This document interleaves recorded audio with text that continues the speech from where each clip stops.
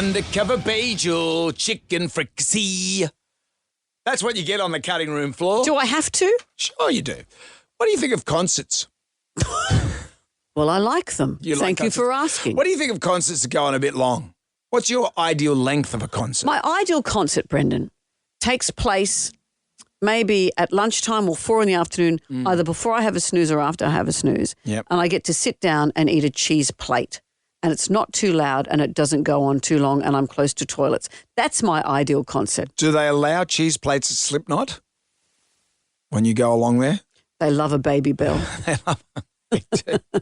Why were you asking me about long concerts? Billie Eilish, this singer, has come out saying she thinks 3-hour concerts are psychotic. She dismissed the idea of performing a 3-hour concert, saying nobody wants it, and that if she were to, her concert would end up being 1 million hours long.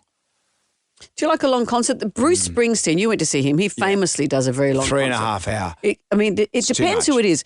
For Bruce Springsteen, that was too much? Way too much. See, when we went to see Kiss, the first 2 songs, amazing.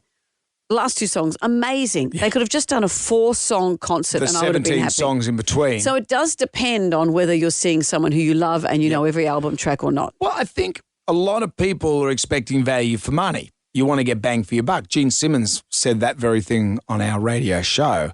For us, we don't pay for tickets. We get I often lucky. do. I paid $900 to see Paul McCartney. What, are you crazy? No, I wasn't crazy, and it was the night of my life. I went and saw Paul McCartney for free because you're part of the business. No, see, this is where you and I disagree. If there's someone I really want to see, I'll pay. Yeah. Chris Stapleton is going to come to Australia. Who's he? Oh, he's this brilliant country singer. I just love him, love him, love him. Mm-hmm. He's coming to Australia, I think early next year, around my birthday, Brendan, February. Okay. Put in your diary, 25th is my birthday.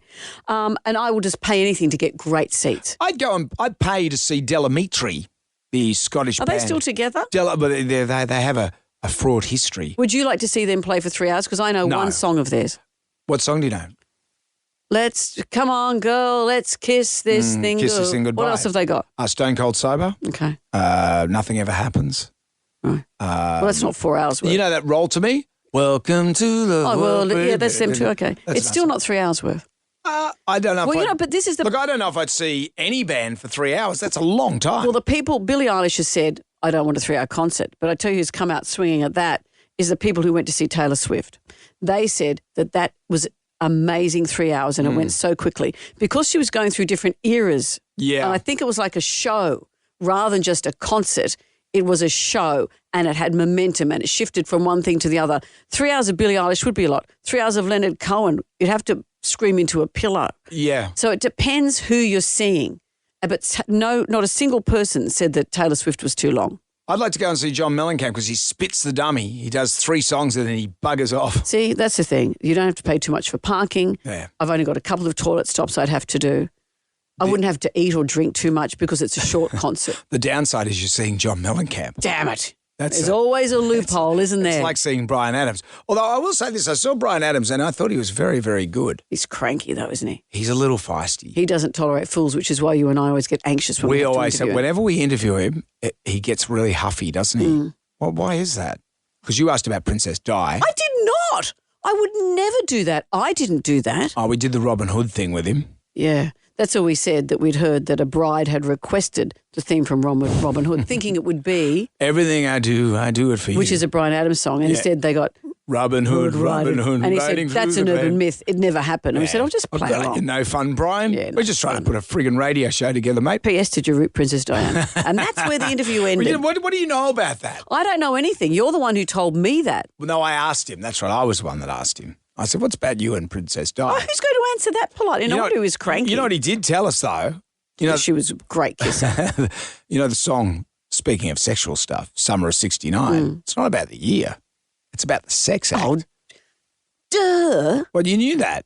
Well, who writes a song, Summer of 69, and says it's about a summer? Come on.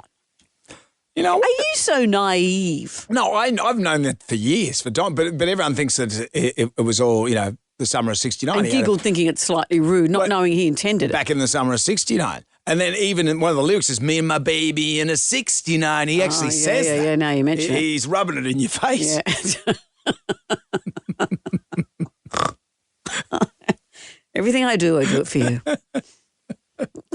That's why Diana had such issues. Does anyone do 69s anymore? Oh, just stop. You know you're saying things out loud. I'm just curious. I wonder who We'll go to bingo. They still call it out all the time. Who do you room with, what is it, dinner with a view? Give the windows a clean. But who do you think in the world of stuff? No, I'm not discussing this with you. Come on. No, I'm not. This is why it's on the cutting room floor. No, Can I just ask, and that's where that should stay. in the world of sex, the history of sex. What's the question? See, you don't even have a question. Who came up with it? Oh, let me have a look. It's Jennifer Biggins in 1258.